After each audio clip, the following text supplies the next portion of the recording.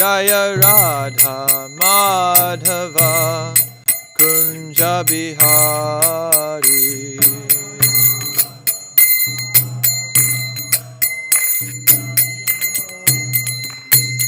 Gopi Jana Vallabha Girivardhari.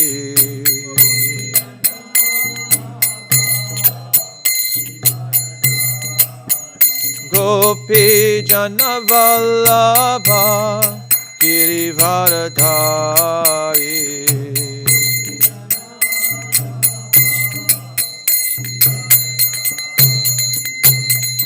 Yashoda Nandana Braja Jana Ranjana.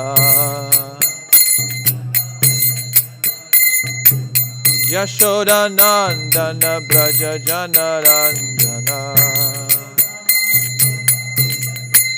Yamuna Tira Vanachari. Yamuna Tira Vanachari. Jaya Radha Madhava Kunja Bihari.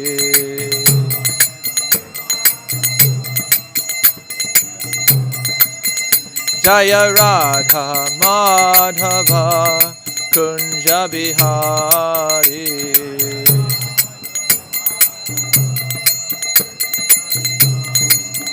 Hare Krishna, Krishna Krishna, Hare Hare, Hare Rama, Rama Rama, Hare Hare.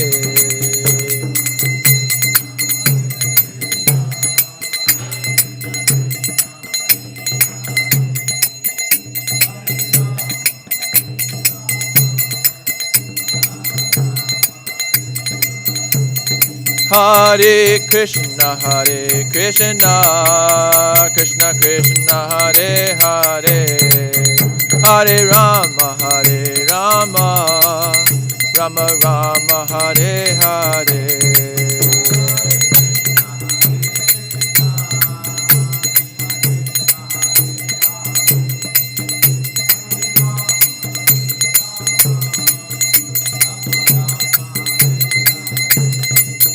Hare Krishna, Krishna Krishna, Hare Hare, Hare Rama, Rama Rama, Hare Hare.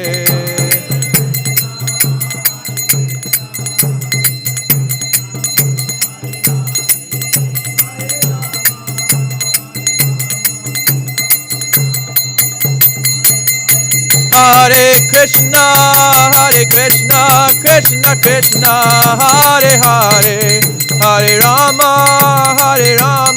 Rama Rama, Hare Hare.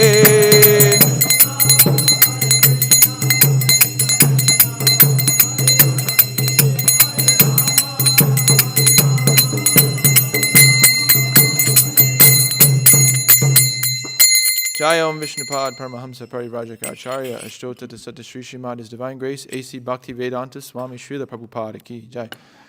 Jai Om Vishnupad Paramahamsa Parivrajaka Acharya Ashtota Tasata Sri Srimad Bhakti Siddhanta Saraswati Goswami Maharaj Prabhupada Ki Jai. Ananta Koti Vaishnava Vrinda Ki Jai. Nam Acharya Srila Haridas Thakur Ki Jai. Prem Se Kaho Shri Krishna Chaitanya Prabhu Nityananda Shri Advaita Gadadhar Srivas Adi Gaura Bhakta Vrinda Ki Jai. Shri Radha Krishna Gopa Gopinath Shamakund Radha Kund Giri Govardhan Ki Jai. Vrindavan Dham Ki Jai. Navadi Mayapur Dham Ki Jai. Jagannath Puri Dham Ki Jai. Bhakti Devi Ki Jai. Tulasi Devi Ki Jai. Yamuna Maya Ki Jai. Ganga Maya Ki Jai. Samaveta Bhakta Vrinda Ki Jai. Gaura Premanande Hari Hari Bol. All glories to the Sima devotees Hari Krishna. All glories to the Sima devotees Hari Krishna. All glories to the Sima devotees Hari Krishna. All glories to Sri Guru and Sri Gauranga. All glories to Srila Prabhupada.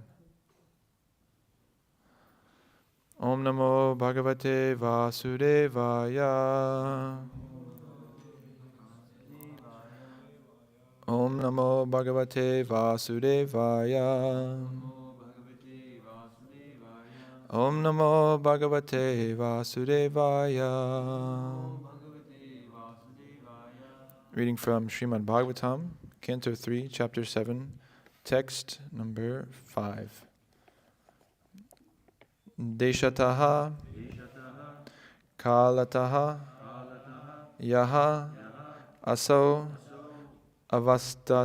avastataha svataha anyataha avilupta avabodha atma saha yujeta ajaya katam deshata kalato yosav deshata kalato yosav avastata svatonyataha avastata svatonyataha avilupta vabodhatma avilupta vabodhatma sayujeta jayakatam sayujeta jayakatam deshata kalato yosav avastata svatonyataha avilupta vabodhatma sayujeta jayakatam deshata kalato yosav avastata svatonyataha avilupta vabodhatma sayujeta jayakatam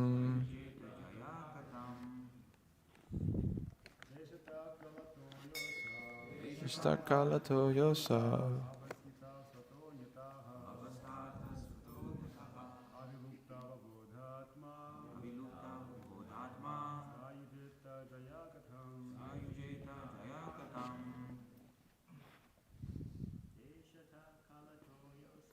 Deshatha kalato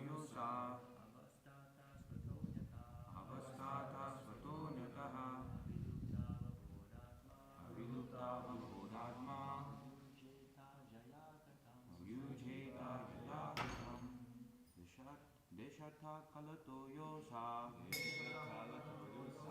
avastata svato nyataha avilupta vabodhatma sayujeta jayakatam.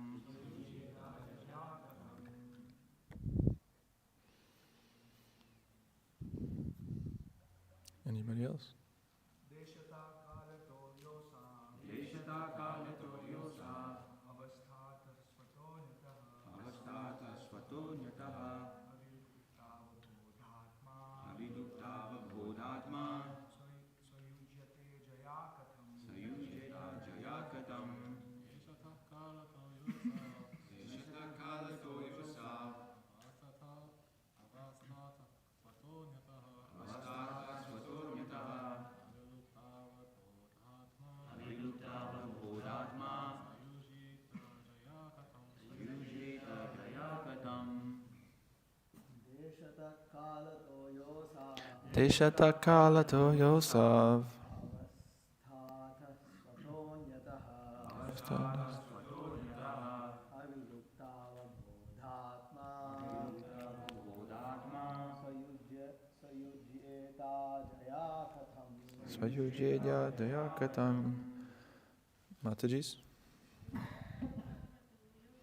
Deshata kalato yosav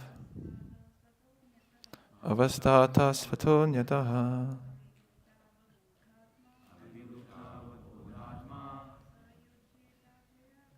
sayujeta jayakatam. Deshata kalato yosa avastata svato nyataha avilupta vabodhatma sayujyeta jayakatam Deshata kalato yosa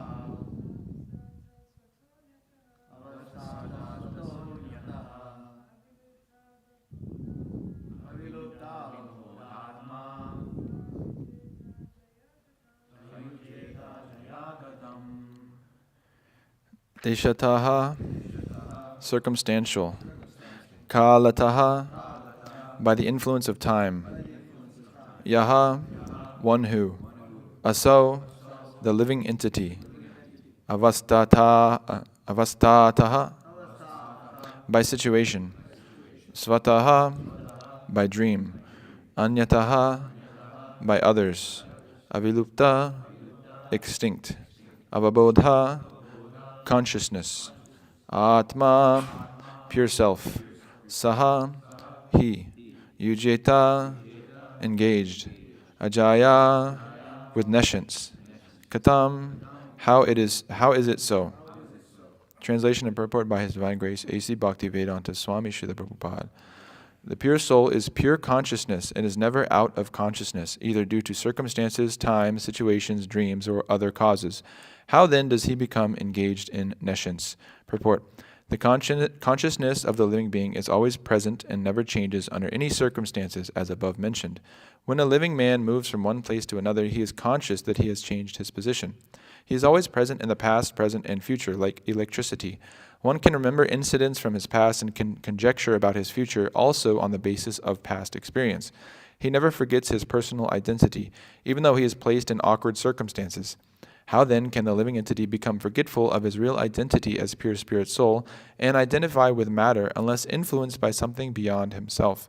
The conclusion is that the living entity is influenced by the avidya potency, as confirmed in both the Vishnu Purana and the beginning of Srimad Bhagavatam. The living entity is mentioned in Bhagavad Gita, chapter 7, text 5, as Para Prakriti, and in the Vishnu Purana he is mentioned as the Para Shakti. He is part and parcel of the Supreme Lord as potency and not as the potent. The potent can exhibit many potencies, but the potency cannot equal the potent at any stage. One potency may be overcome by another potency, but to the potent, all potencies are under control.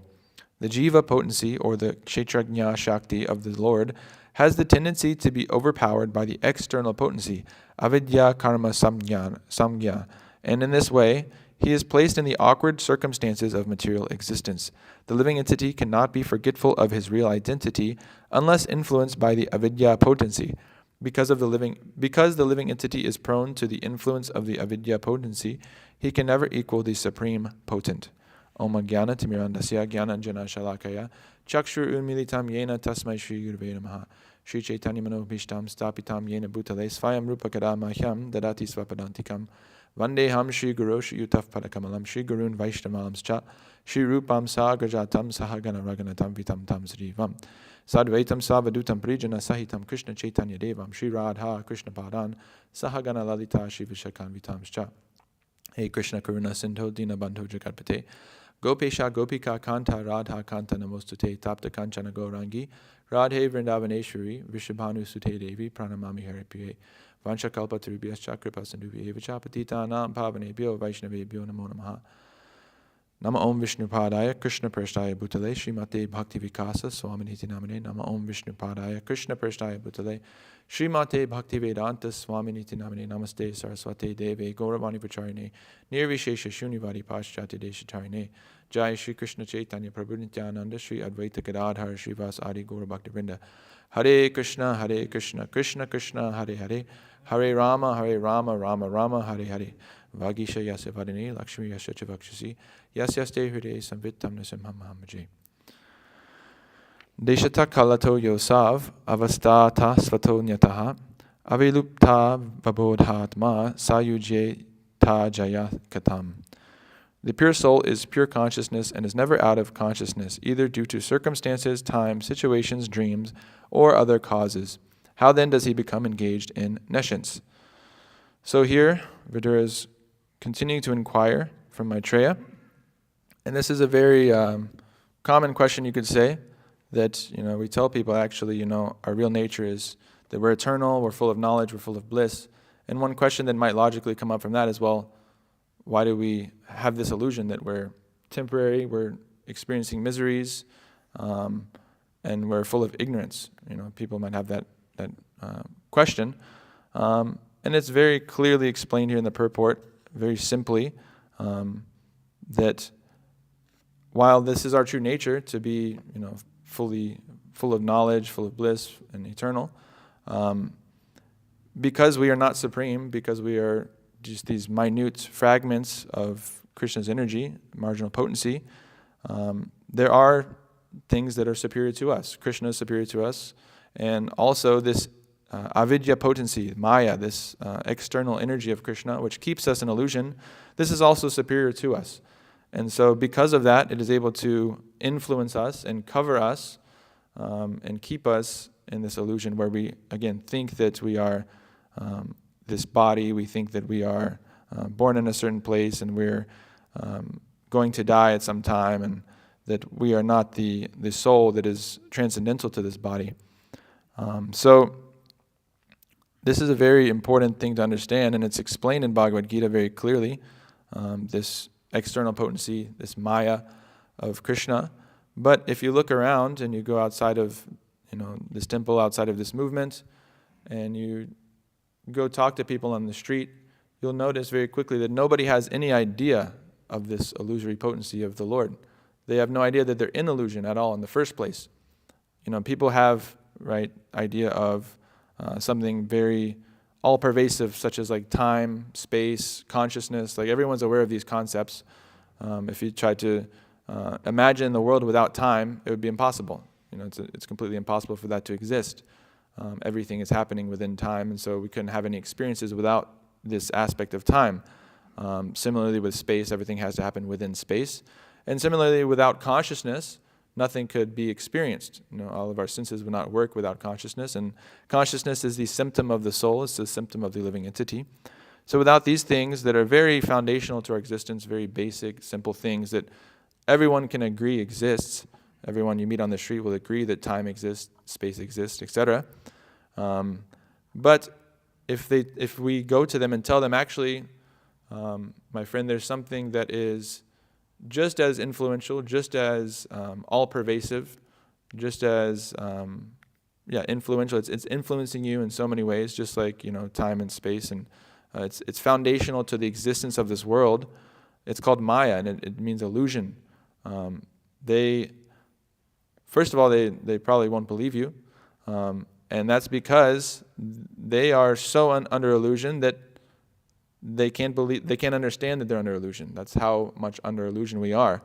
And so, again, this Maya, it pervades everything. It pervades every thought, action, desire that we have. Everything that we're doing is completely pervaded by this external energy, and it's coloring our consciousness in a certain way. Everyone has different kinds of Maya that they're influenced by, and that's part of why it's so compelling, so powerful, that Maya is able to understand the desire of the living entity and craft a illusory existence around that person, a person's consciousness that perfectly keeps them covered by this illusion. You see it in different ways, right? Like a body born in America has certain kinds of Maya and certain kinds of things that it's attracted to with the senses, right? Like we've been going to this college, so just from what I see, like it's mainly it's funny, it's mainly white people and then like Indians. So it's like you kind of get to see the contrast. And the white people are like, they have big, strong bodies generally. They're like, the stereotype there is like the fraternity and like the Greek life and all this. So they're strong and they can go and they can drink so much alcohol, and they can just drink and drink and drink, and their bodies can somehow handle it, especially when they're like 18 to like 20. Like they just wake up the next day and keep going. Like they go to school, the class the next day at 8 a.m. after staying up all night. And so they have this body that's like, it can eat a lot, it can drink a lot, it can party hard, and like it's very conducive for material enjoyment. But the bodies of the Indians are different. You can see that they have a lot of intelligence. Like they're naturally able to just be at the top of their class. We have this boy that's coming here that's he doesn't go to UGA, but in his high school, the average GPA, he said, was a 4.4. He was like in the middle of his class, and he had a 4.4 GPA. And like the top was like 4.8 or something like that. And it was mainly Indians at this school. And so we see naturally that we have this other student that's been coming to our place in Athens. He's studying bioinformatics, and he's doing a master's right now, and he's going to do his PhD. I don't even know what bioinformatics means, but if I had to sit in the 101 class of that, I guarantee that I wouldn't understand anything that's being said, and I would fail the test, definitely. That's just not how my mind works. I'm not intelligent in that way at all. But he's able to, you see, he's actually able to just like do it almost effortlessly, it seems. It just like comes naturally to him, and he just really loves doing it. He's always thinking about it. So different bodies have different dispositions and different illusions, right? So this Indian body might be very good at getting really good grades and then studying to become a doctor, and then living a very like just pious life, just like nice material situation, just having a very like clean life. A lot of them don't drink, don't smoke, and these kinds of things. They just kind of live in that way. And then whereas the white-bodied, people there, they party hard, and they might get a different kind of job than that, but they're more into like finance and these kinds of things, and hustle culture and all these kinds of things like that. So it's very different, and you see everyone has their own flavor of Maya, and Maya is able to perfectly give you whatever it is that hits that flavor to keep you in that illusion. It's pretty impressive, actually. I was thinking about the similarity between we have these phones, and again, every student, we ask them a lot of time, what's the biggest problem you're facing in your life? Because we want to show them how Krishna consciousness can solve all problems. So any problem they throw at us, we can tell them how Krishna consciousness can solve that. And almost, I'd say at least 70% of them, they say the phone, like social media and all this stuff. They think that's the biggest problem that they face and that in general young people face. So I was thinking about this, how it's mainly social media, right? Instagram and YouTube and Twitter and all these things. And they have the best psychologists come in, the best scientists, the best engineers, and they're able to craft this experience that completely draws the senses in, and it gets the mind hooked, like it's like a drug. And you can continuously get more and more and more, and it never ends. And in that way, they keep you completely immersed in that. And people are realizing, oh wait, this is like an illusion. Like this is actually Instagram, for example, creates like an illusion of everyone's enjoying so much and life is so amazing. And then people that are using Instagram can see that I'm not enjoying like that, so then they therefore get depressed. And people are actually starting to see through this, and they're recognizing this is a problem in society. When it first came out, it wasn't understood to be a problem. Now it's kind of being understood as a problem. And people are refraining from it. They're deleting the apps. So many people I meet that they say, oh, I don't use that app anymore because it's so bad for me. But what they don't understand is that, yeah, this might be an illusion right here. And when you're using it, you're under illusion. And they come to that conclusion, with some intelligence, and they put the phone down. But they don't understand that as soon as they look away from that, they're still in another type of illusion. They're under Maya. And Maya is, if you think the algorithm of Instagram is really, something special, just think about how amazing Maya is at giving you exactly what you want. Just like Instagram gives you exactly, it learns what you like. It just sees what kind of photo do you look at for 2 seconds more than the other ones, and then it serves you more of those. And it slowly gets it to where it's perfectly curated to keep you on that platform for longer. And so similarly, Maya is the same way. She can understand what desires are within the core of our heart that we don't even know we have. And then she can present something to us that we didn't even know we wanted. And then we become completely entranced by that. It's really amazing. And she draws you in with the senses, and then the mind can start going and imagine all these things. And I was speaking in my last class about how Raghunath Das Goswami would engage in manasa seva. So he would engage in service to Krishna within his mind. And so he would be in his spiritual body engaging all these wonderful pastimes. But we can find a lot of times, even when we're trying to practice devotional service, that we're engaging in manasa seva of Maya. We're engaging in Maya's service within our mind, even though externally we may be engaging in Krishna's service, seemingly. We can be chanting our rounds and thinking about all kinds of nonsense. And it's naturally happening. It just continues to happen over and over again because we've been in this world so long, so many births, and we've been happily serving Maya the whole time. And so now that we are in our infancy of devotional service, you could say. We are still heavily influenced by this Maya until we are completely on the pure devotional platform and completely cleanse the heart of all these material desires. But yeah, so like I was saying, this Maya is an aspect of our existence that completely pervades everything, and almost nobody is actually aware of it. 99.99% of people have no idea that this even exists.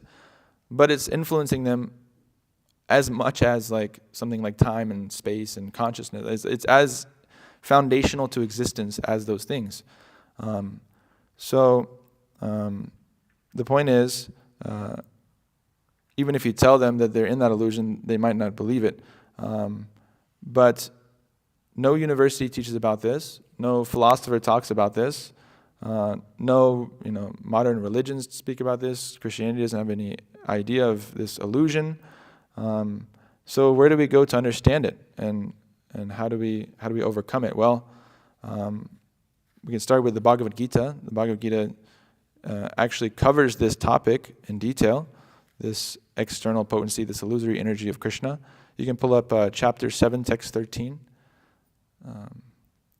Tribir Gunamayar Bhaver Ebe Sarvam Idam Jagat. I don't know the last part. Mohitam Nabijanati Mame Bhaf Param Avyayam. So, deluded by the three modes, goodness, passion, and ignorance, the whole world does not know me, who am above the modes and inexhaustible. And then just that first sentence of the purport, the whole world is enchanted by three modes of material nature. Those who are bewildered by these three modes cannot understand that transcendental to this material nature is the Supreme Lord Krishna. So, this is, I really was thinking about this too, how this and then the next verse kind of encapsulate so much of Krishna consciousness within two verses, that you can really, just by reading these two verses, you can understand a lot and actually kind of just begin your process of Krishna consciousness. And the Gita is very amazing in that way. There's so many, where you can just take one verse and you can get almost like the whole understanding of Krishna consciousness just from that. Man mana bhava mad bhakto mam yaji mam naskri. Think of me, engage in my service, offer obeisances, and then thus you'll come to me. So, and then there's also Janma karma chame divyam, one who understands the transcendental nature of my birth and activities, doesn't take rebirth and comes to me. So there's different little, just one verses of Bhagavad Gita. You can just take one verse and understand so much. But this is really nice because in two verses, it's just giving us the understanding, okay, well, there is an illusory potency. Everyone's covered by it. And it's giving us a way out. It's also giving us the understanding that Krishna is above these modes of material nature. And the way out of that is to surrender to him. Daivihi eshiganamani mama maya dharatyaya mameva ye prapadyante mayam etam tarantite. So by surrendering to him, we can actually overcome these three modes of material nature. And we hear this so many different times, of course, over and over again. But again, the point is, we come to Krishna consciousness, we come to devotional service, and we're not immediately freed of this Maya. We're not immediately free of the influence of Maya. So we should very deeply and thoroughly understand what it means, how she's working, how she's affecting our lives, and how to, again, overcome her influence. And so this, it really boils down to, if you see, the reason that we're in the illusion and what's kind of causing it to be so strong is this idea that we are the center of everything, this Ishvaro hamaham bhogi ahamameti, that I, me, and mine, thinking of myself only in all activities.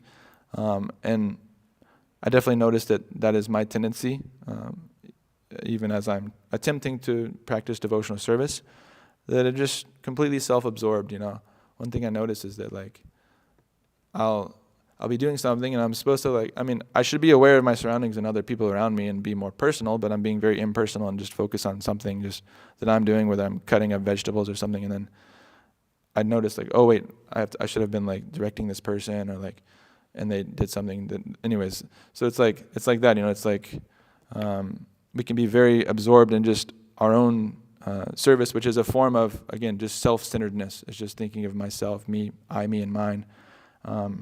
But when we come to Krishna consciousness, I was actually thinking about this. This is pretty interesting. That really we start to see everything, almost everything, that we saw before, we see it completely opposite, like completely flipped to the opposite. Like, we think we're the controller. We think we're in control before we come here, and then we realize that we're controlled. We think that we're the enjoyer, then we realize we're meant to be the enjoyed. We're meant to be enjoyed by Krishna. We think that we're completely independent, and then we realize that we're dependent on so many things. We think that this world is, overall, it's a pretty good place. It's a nice place, but then we realize it's dukkhalayam ashashvatam, temporary and full of miseries. We think we are this body, and then we learn that we're not the body. We think that sense gratification is the key to happiness, and we realize it only leads to distress. We think we're the center of everything, and that Krishna is unreal. And then we realize that we're completely insignificant. We're just tiny sparks of Krishna, Krishna's energy, and that Krishna is the center of everything, and that we're meant to put him in the center of our lives. But as this verse is speaking of, like I said, we come in with the misconception that we are the body, but really we're this pure soul. We're pure consciousness and never out of consciousness, either due to circumstances, time, situations, dream, or other causes. But because of this very potent power of Maya, of the avidya potency, we are covered and we are put into this illusion. And really it's, I was listening to my Guru Maharaj speak about this, that you could say understanding Maya and understanding Krishna and coming into some slight semblance of Krishna consciousness is as if like a blind man is getting the ability to see. It's as significant as that, but actually it's much more significant than that. It's like, the gift of giving a blind man sight is very significant, or a deaf man hearing.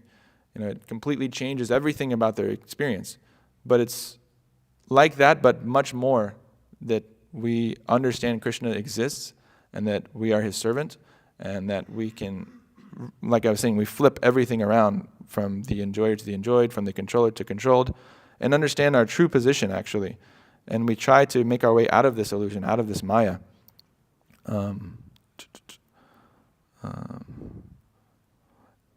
Right, so the overwhelming fact of existence, the main crux, and the center of all of our existence is actually Krishna. But we're so busy, touching, tasting, smelling, hearing, thinking about all these other things that we are trying to enjoy without Krishna. And because of this, we're completely missing the entire point of life. Without Krishna, life is actually completely meaningless and it's completely useless. And we see that, again, we see that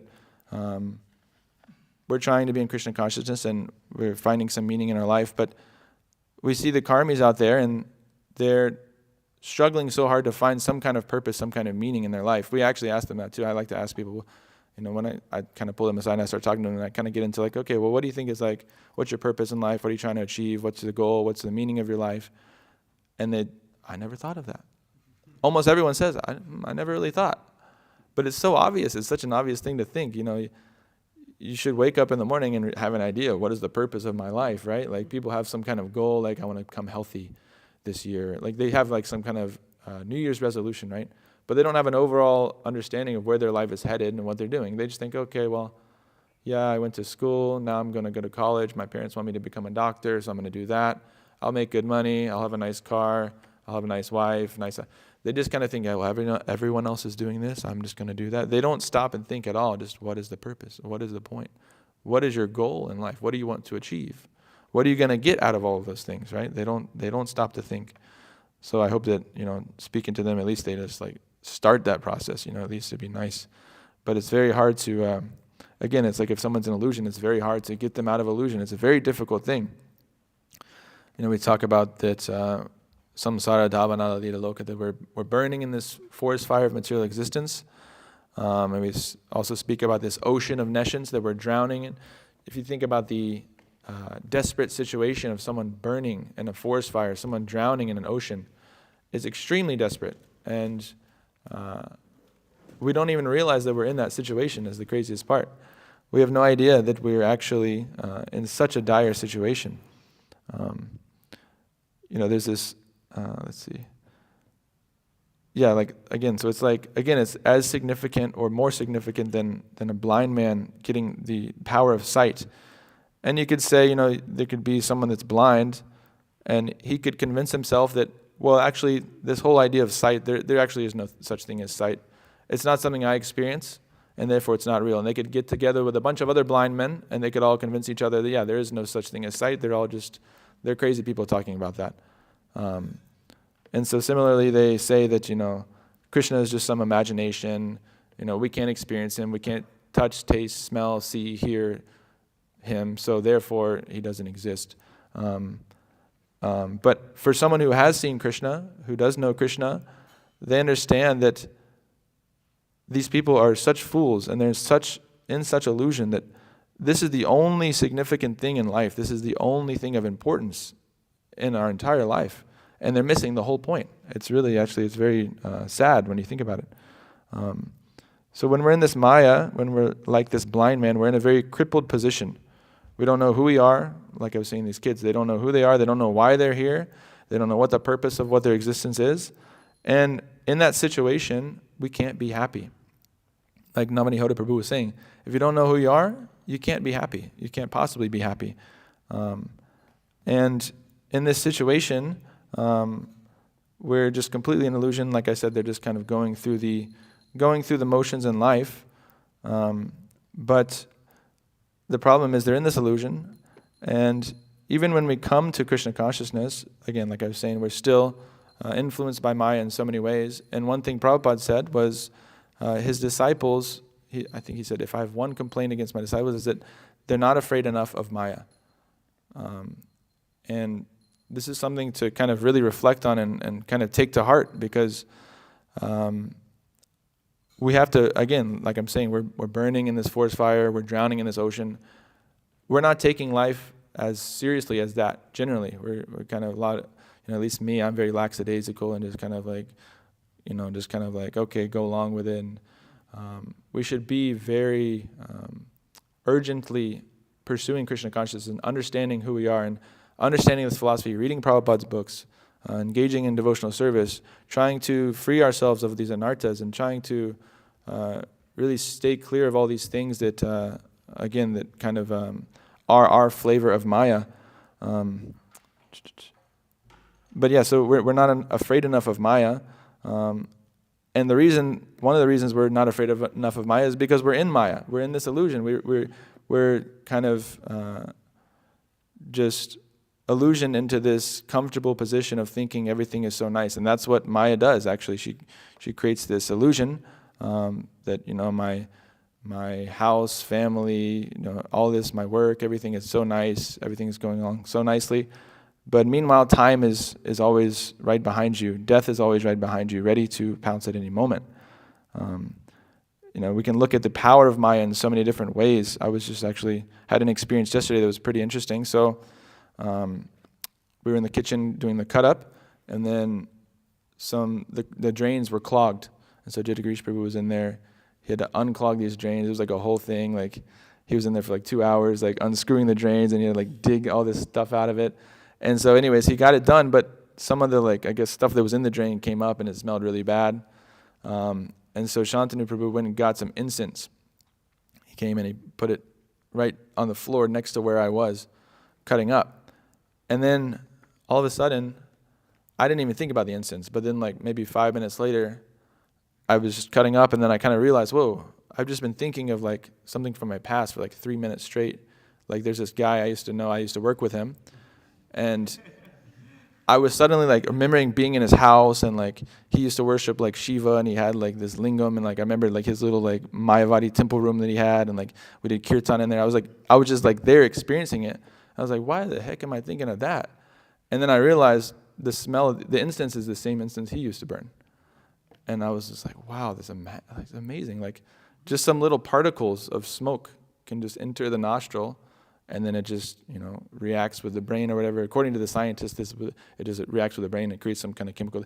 But it transported me to another place and another time in the past. And for someone else, it would be a completely different experience. They wouldn't have anything like that in regards to that experience. It's just a little bit of sensory input, one whiff of some smell, and boom, I'm just in Maya. And for someone else, maybe they smell that incense and they remember offering it to the Lord. And I remember performing arti with that's and then it creates this positive samskar, this positive remembrance of the Lord. Oh, they think, okay, this is very nice. I remember this time I was doing this arti and use this incense. So we can see how powerful Maya is in these different ways, that within any of these gates, the nose, the ears, the eyes, the tongue, the mind, the Maya can enter and again can just present something just completely mundane. I mean, it's just matter. It's just some smoke. Doesn't have consciousness. It doesn't have a will or a desire, but it's able to completely influence my consciousness because of, again, the illusion of Maya. It's really amazing. And you can have one thought. You can see like a few letters and just suddenly think of like the name of someone you used to know or like whatever. And you could see like a lot of times I see like someone that's wearing like a Colorado shirt. And I used to live in Colorado for 6 years, so then I'm like experiencing living in Colorado all over again. Or the other day when it snowed, like I used to snowboard a lot, so I see the snow and I'm like, I'm in Maya. Like it's like, oh my God, like I want to go snowboard right now. Like it's crazy, It's like, it's just some matter. It's just some snow that fell on the ground, and then now suddenly you're back in the past, and you're experiencing these past impressions. But again, if you had experienced, being in Times Square and it's snowing and you're doing Harinam, that would be a very nice impression to kind of have in your mind. So, for me, unfortunately, I only came to devotional service later in life. I guess hopefully not too late, but 28. And I was reflecting on how when I was 22, I met devotees. I got the Bhagavad Gita. I started chanting japa. I started going to morning program. All these things, and then I was just reflecting on the covering and then the throwing potency of Maya. So the Avaranatmika and Prakshapyatmika, I believe is how you pronounce it, potencies of Maya. Almost everyone's just under this covering potency of Maya. They're just covered. But as soon as we try to get out of Maya, she throws us back in. So I was starting to take up a little bit of Krishna consciousness, and then immediately, I just remember, so many things happened, and I just, boom, was thrown back into Maya for 6 years, and then, just had to suffer for that for 6 years straight, and then luckily came here after all that. But it's a very precarious position we're in, very dangerous position. We should be very cautious. Spiritual life is like a razor's edge. And we should understand that we're always subject to this throwing potency of Maya. We're always subject to be thrown back into this ocean of nescience, this material pool. That's why this phrase of blooping comes in, that you bloop back into the ocean of nescience. And there's so many warnings, of course, in the Bhagavatam about this power of Maya to influence us. There's Bharat Maharaj. He went to the forest. He was practicing pure devotional service. He was on the platform of bhava. He was just before the platform of prem. He was experiencing all kinds of ecstatic symptoms in his devotional service. He had even gotten to the point of where he didn't have to follow regulative principles anymore. He just was experiencing pure Krishna consciousness. And then this pregnant deer jumped over the river, and its baby fell out, and he saved that baby, and then he became very attached to that deer, so much so that it was said that, that the whole world is glorified that this deer is stepping on its soil, because it's leaving its footprints on this earth. The whole world is glorious. So it really shows you the power of Maya in that way. He was attached to a baby deer. And because of that, he had to suffer 2 more births, first as a deer and then as Jadbharat.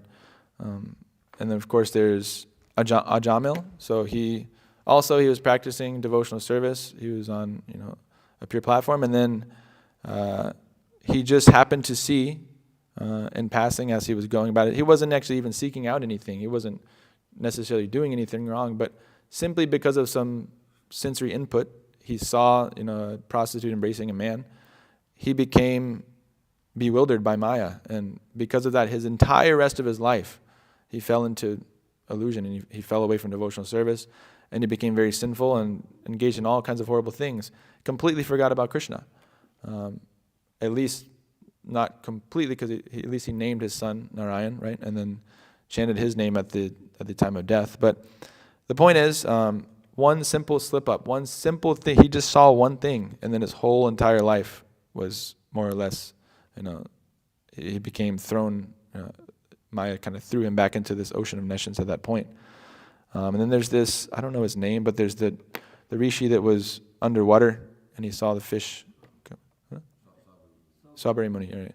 So then he saw the fish copulating, and from that, this desire for enjoying sex life came back, arose in his heart, and he left and went and got married. So such small, seemingly small things like this can actually completely take us off track from devotional service. So we must be very, very careful. And what to speak of this modern world? I mean, gosh, like you go anywhere and you see like all kinds of horrible things. You see a billboard, you see stuff, you go on your phone, you go on anywhere on the internet, you're going to see some stuff much worse than like what they're talking about. So we have to be very, very careful, and we have to pray for the mercy, and we have to especially stay in the association of devotees. This is very important here, because if we're just on our own, it's very easy to convince ourselves that, well, no, what I'm doing is okay, this is fine. But if we have devotees that we trust that are, fixed up and they're following, the bona fide spiritual master properly, part of what devotees do in the association with each other is we correct each other for wrongdoings. And especially when you first come in, it might seem like, oh man, I'm getting so much chastisement, they're really on me, they're grilling me, but it's all for our ultimate benefit. And actually, as you go on, one thing that I'm kind of not looking forward to, I guess you could say, is that this idea that as you continue on, it's less likely that you're going to get corrected because you're more senior, and then just because you've been around longer, other people won't, correct certain things about you because they're junior to you. So this is actually a pretty fearful situation, because then all we have left is ourselves to judge ourselves, and I know I'm far from that ability to judge myself and see my own flaws. I still need them pointed out to me, and so I hope that kind of can continue for at least for life, hopefully, or that someday I can come to that platform. But yeah, when you come in, it seems very intense and like you're getting so much chastisement. But actually, it's very nice actually when you reflect on it, that okay, like these devotees are actually really caring about me enough to like fix what's wrong with me and point out my flaws and point out my mistakes, point out my anarthas, and try to help me. Because the thing is, if you get to the point where you're continuing to not fix your mistakes, not fix your anarthas, not change your habits, and devotees are continuously pointing it out, eventually the devotees will just stop pointing it out because they realize you're not going to change. And this is actually a very dreadful position to be in. This is a very horrible position to end up in, where basically the devotees just give up hope. And devotees are so compassionate, they'll continue to help. But eventually, if someone just is so stubborn that they won't change, then, it's just not intelligent to continue going on in that way. So we have to be willing to change, and we have to be submissive in that way. And in that way, devotee association can continuously bring us up in Krishna consciousness. Let's see. One last note I'll just throw in here, that at the very end of the purport here, Prabhupada says, because the living entity is prone to the influence of the avidya potency, he can never equal the supreme potent. So it's very simple, just with one sentence. Prabhupada completely refutes Mayavad. Because we're prone to being influenced by Maya, we can't be equal to the Supreme. We can't be equal to Krishna. It just doesn't make sense. People say now, like, if you go meet all these people that are like neo-Mayavadis and all these stuff, they like to say, we are the universe experiencing itself. We are God experiencing itself, huh? What? Subjectively, yeah. Yeah, life is a dream. Yeah. So, and I was kind of thinking about this. I was like, well, when you're in Maya, that sounds like really cool. Like, whoa, yeah, that's so awesome, dude. But then if you actually think about what is being said, you're saying that God has to take on a form. First of all, like, if I just look in the mirror, I'm like, okay, well, like, God took on this ugly form, like that's kind of like stupid, you know? And then he has to take on a form that like gets old and dies and has diseases and suffers so much and so much pain in the body and, you know, is being disturbed by the mind, and like we have like depression, anxiety, you know, people are going through all these kinds of struggles, and there's violence and like, so many horrible things. And so you're saying that God has to put himself in this limited form that, again, is full of so many miseries in order to just experience like some like, you know, sensory input. He can't just like experience that himself. It's really stupid. Yeah, so, right. And then you have to go to work and do all these do all these things. You have to make a living, you know, and God decided to come and just experience life in that way. He wanted to go work as a day laborer at a construction site for 60 years. That was his desire, and that's why he came down, so he can experience that. So it's really, really foolish. And yeah, Prabhupada just kind of smashes that all in one sentence here. Because we're in illusion, we can never be equal to Krishna, whose energy puts us under this illusion. So it's 8:31.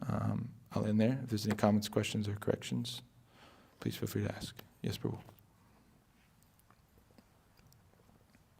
It's a very nice example about this, the samskaras and vasanas, like when you experience like from your past life some trace of some memories, and there's like a increase, like, and it can be like a blast in your mind. Mm-hmm. But we have also an opposite effect when you're in Krishna consciousness and you increase your devotional service. You increase. Even if you go to like a material society, this is the memories, and then this is samskaras. This is so strong that even you doing some like a karmi activity, but you can think, oh, this is they can connect this with Krishna, leading this is Krishna, and this has helped us like to regain our consciousness, because sometimes like we can see all these impersonalists, like very famous like four Kumaras, or like Shukadev Goswami and Bilva Mangala Thakur, and they regain their consciousness after like some like a very intensive practice, like this is Tulsi leaf, or this shloka for Shukadev Goswami, or this is a prostitute who like they awakened Bilva Mangala Thakur. And this is analogy with the dream. When we're sleeping and somebody tried to awaken us, like, please, wake up, wake up, wake up. And what is going on? That usually you don't want to wake up, you 5 minutes more. Yeah. 1 minute more, 1 minute more. And you like almost like awakened, and you know you should go to school or your job or whatever. But still you want to sleep. This is our desire. You like to sleep. And somebody should come and again tell you like, wake up, wake up. And she should like tell you like once, twice, thrice, 5. If he's not will come, you can sleep like 2 hours more.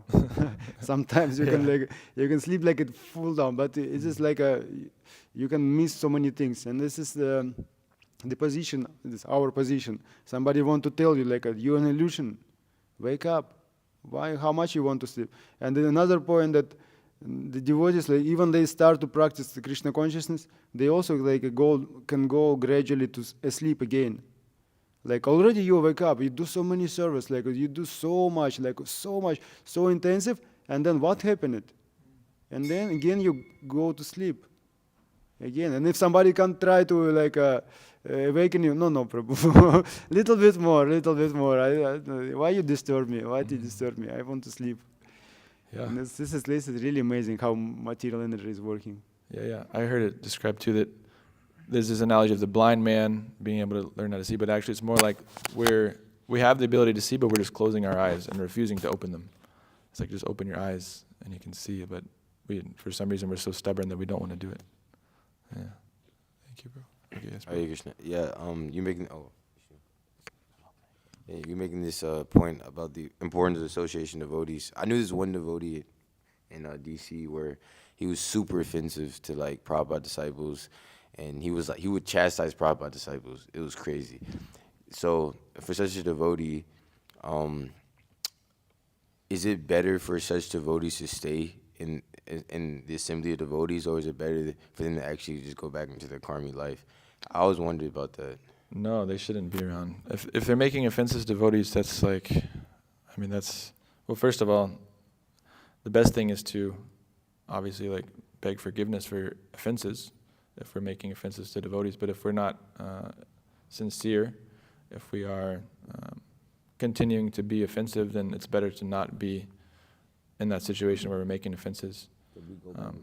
Like, is it better? I know it's like two drastic things. Better to go, offensive, you're saying go back either to be a karmi. karmi or be an offensive devotee? Yeah.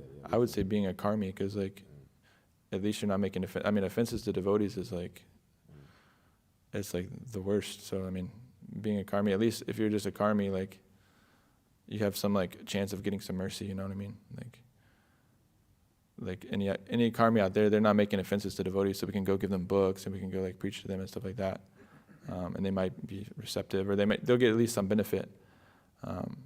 But if you're coming around devotees and being offensive, then devotees are going to not want to be around you. They're not going to preach to you. They're not going to give you any mercy. You know, you're going to be kind of in a helpless situation in that point. So, yeah.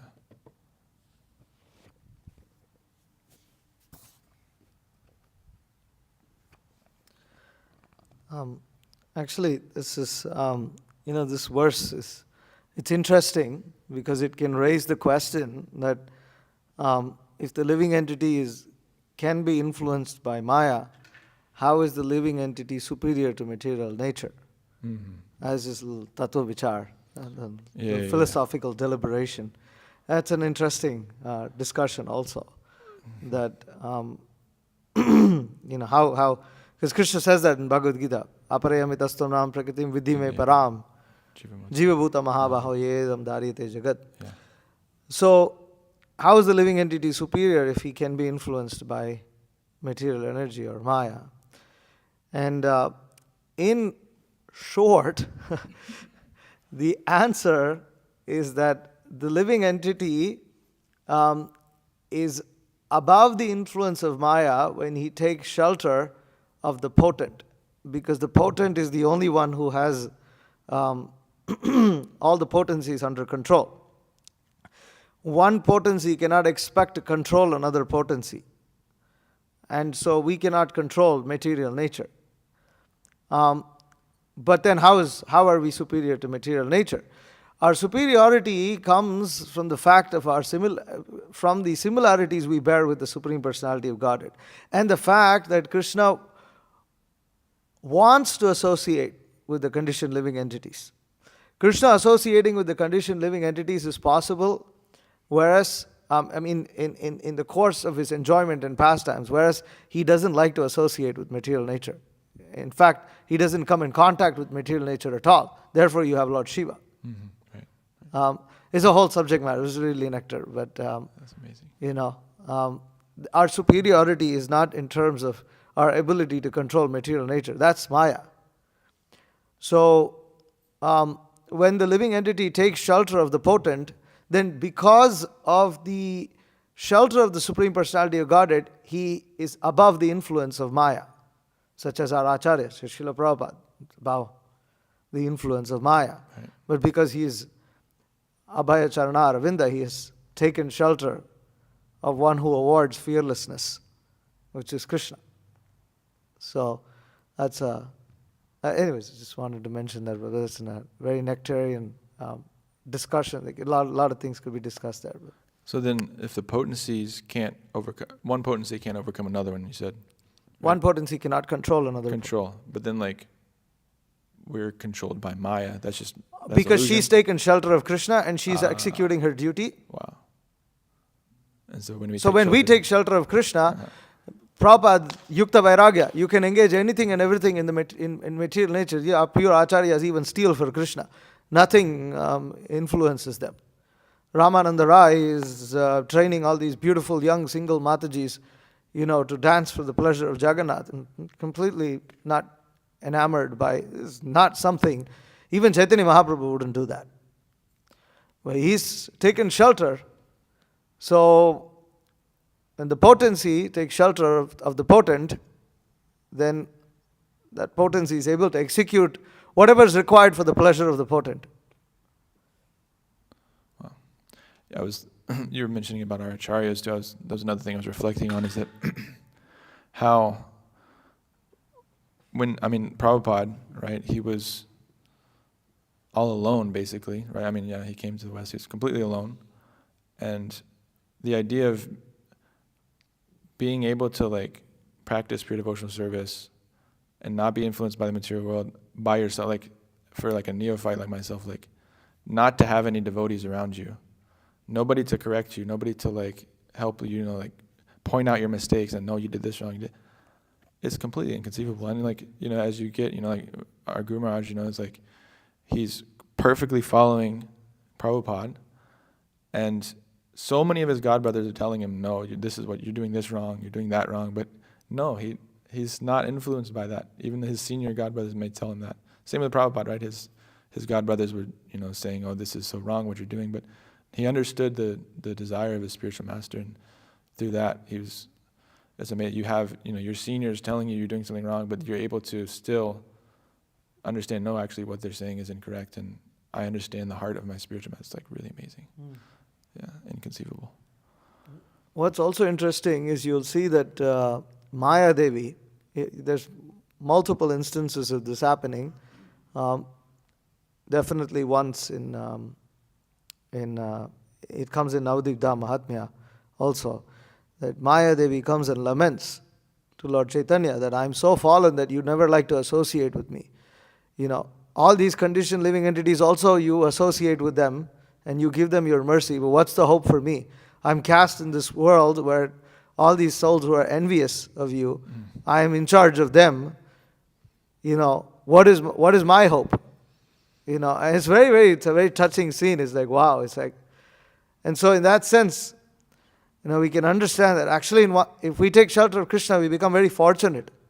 Like, we're very insignificant, but somehow we bear the similarity to Krishna in terms of the fact that we are one with him in quality.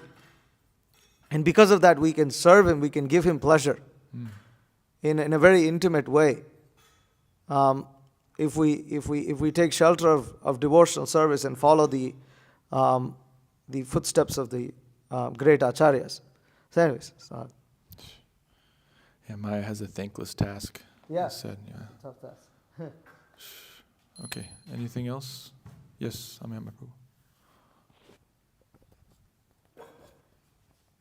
Regarding this Navanihoda Prabhu question about this devotee, like recently I heard the lecture about Mayavada, given by our spiritual master, and he told what is the worst, the atheistic person or Mayavadi person, what is because materialistic people is like he's atheistic people and he not accept even the conception of God.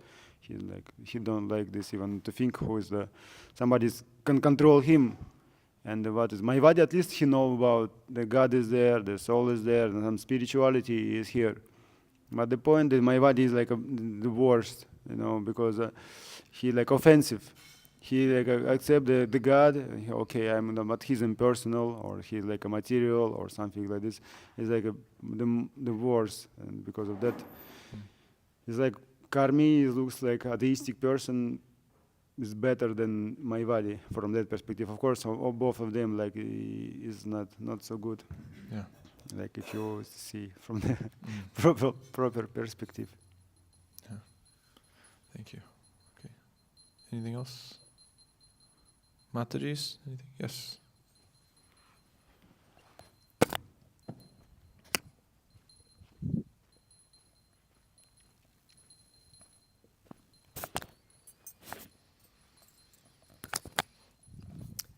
So you're speaking about how Maya, she knows our innermost desires, and she knows what type of flavors we like in regards to things of that nature.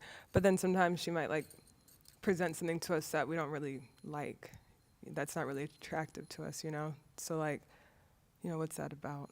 If she's giving us what we are attracted to, but sometimes we're just not into something specifically, Yeah, so many different things happen, for example, I used to like a certain kind of music, but if I go on the street and I hear country music or something, I'm not so influenced by that. I don't really attracted to that. But there might be some some subtle level of enjoyment there. But it doesn't mean that we're always getting, she's always throwing at us like exactly what we like. But it's just in general that we get the opportunity to be presented with that. I mean, we get these bodies to enjoy in a certain way. Again, they're born in certain places, male, female, American, Indian, whatever, Chinese, Russian, according to our desires. And our karma, what we deserve and what we desire. So she'll present to us in different ways, and it doesn't have to always be like the most attractive thing for us, but you can see even sometimes it's something that we're not so attracted to, we can still be caught into illusion by that. I've had that experience for sure. Like, like you're a karmi, sometimes you're just like listening to music, you're like, wait, I don't even really like this kind of music, I don't know why I'm doing this. Or you go to a concert, you don't even like the concert. Or you're like, I don't know, like you just hang out with some friends, you're like, I don't even really like these people so much. But you're just kind of doing things, right? And things are being presented and you're doing these things. And sometimes then you get smacked with something really heavy, like this really kind of gets you bad. So yeah, hopefully that explains. Anything else? Yes, Vishnu. Things that Maya doesn't present that we don't like is because of our karma. Right. Things because of our karma, right?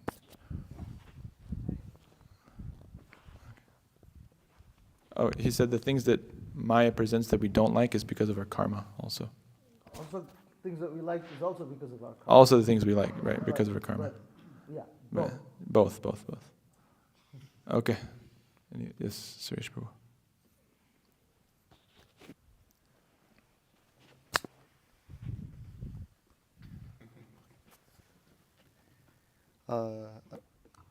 I just wanted to clarify, like the last point, like, so technically speaking though, like what in it, like if you're committing offenses, Krishna will lead you out of the association of devotees. And then, but like, it's important like that you would encourage that person just to practice, but outside the society. Yeah, But not that like you of should course. just like give it up. It could maybe seem like that, like rather be a karmi or like a No. devotee. He was kind of posing the question whether Yeah. if they should be a karmi or if they should be offensive to devotees, which is better. Yeah. But of course, yeah, practice on your own. I wanted to clarify that. The thing is, them being kicked out of the association of devotees doesn't mean that they have to become karmis. Right. Whether they become karmis or not is their choice. It's not like, oh, because you're strong enough, you start your own center, start your own place, and you can do your own thing. Yeah. So it doesn't mean that you have to become karmis. So it's like, that is an important point, that whether one chooses to become a karmi or not is actually their choice. It's not, you can force someone, you become a karmi. Just like you can't force someone to be a devotee. Suppose maybe they go practice and then they become purified and they realize that they're offensive and they go ask forgiveness, So, okay, that's it. Srimad Bhagavatam ki jai, Srila Prabhupada ki jai, Vancha Kalpatarubhyascha Kripa Sindhu.